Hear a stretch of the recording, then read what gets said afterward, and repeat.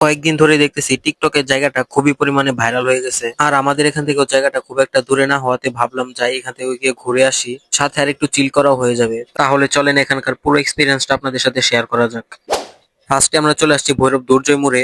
এখান থেকে আপনাদেরকে বাইকে করে কিংবা যে কোনো উপায়ে যেতে হবে আশুগঞ্জ। আর আপনারা যেখান থেকে আসছেন না কেন, ফার্স্টে আপনাদেরকে যেতে হবে আশুগঞ্জ গুলচত্বর। সেখান থেকে আপনাদেরকে একটা সিএনজি কিংবা অটো রিক্সা রিজার্ভ করে নিয়ে নিতে হবে, কারণ আসার সময় আপনারা গাড়ি নাও পেতে পারেন। জনপ্রতি ভাড়া পড়বে 30 টাকা করে। সিএনজি ওয়ালাকে বলে দিলে আপনাদেরকে নিয়ে যাবে সেই ব্রিজের নিচে। আর যাওয়ার সময় এত সুন্দর প্রকৃতি দেখতে পাওয়া তো চোখের শান্তি।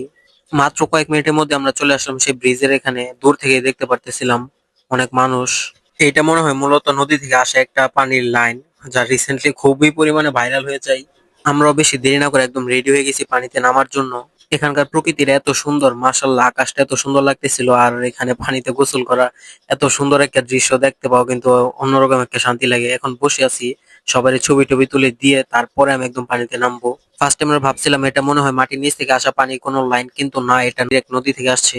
ভাবছিলাম পানিটা মনে হয় অনেক ঠান্ডা হবে, কিন্তু না, অনেক পরিমাণে গরম ছিল পানিটা। যে পরিমাণ রোদ পড়ছে, রোদে তো পানি একদম গরম হয়ে গেছে। যদি কেউ ভাবে থাকেন পানির নিচে ইট দিয়ে পাকা করা, তাহলে বিরাট বড় ভুল করবেন। পানির নিচে কিন্তু একদম মাটি। আর জায়গাটাও বেশ ভালো পরিমাণে গভীর ছিল, মাটি খুঁজে পাইতে অনেক সমস্যা হয় অনেক জায়গায়। অনেক বড় বড় গর্তও ছিল। পানিতে কিছুটা পরিমাণ স্রোতও ছিল, যারা সাঁতার জানেন না তাদের জন্য একটু মুশকিল। পানিটাও কিন্তু পরিষ্কার ছিল না, বেশ ময়লাই ছিল পানিটা।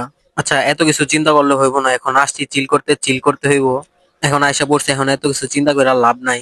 আমি চাইতেছিলাম শাহিনের ধরে একটা চুবানি দিমু, কিন্তু হ্যাঁ আমার উল্টা ধরে চুবানি দিয়া দিল। ইস! কপাল পোড়া। আসার পর থেকে এত পরিমাণ মানুষ ছিল যে শান্তিতে একটা ছবিও তুলতে পারি নাই। এখন অনেকক্ষণ পরে জায়গাটা একটু খালি হয়েছে, তাই ভাবলাম এখন এই সময় কয়েকটা ছবি তুলে নেওয়ার। ছবি তোলা শেষ, সোনার বাংলাদেশ। এই ঠাড়া পড়া রোদের মধ্যে গোসল করে চেহারা টেহারা একদম পুইরা শেষ হয়ে গেছে। আর আমাদের গোসল করা সবার শেষ, তাই এখন সময় হয়েছে চলে যাওয়ার। আর আজকের ভিডিওটা এতটুকু পর্যন্তই। সবাই ভালো থাকবেন। আসসালামু আলাইকুম।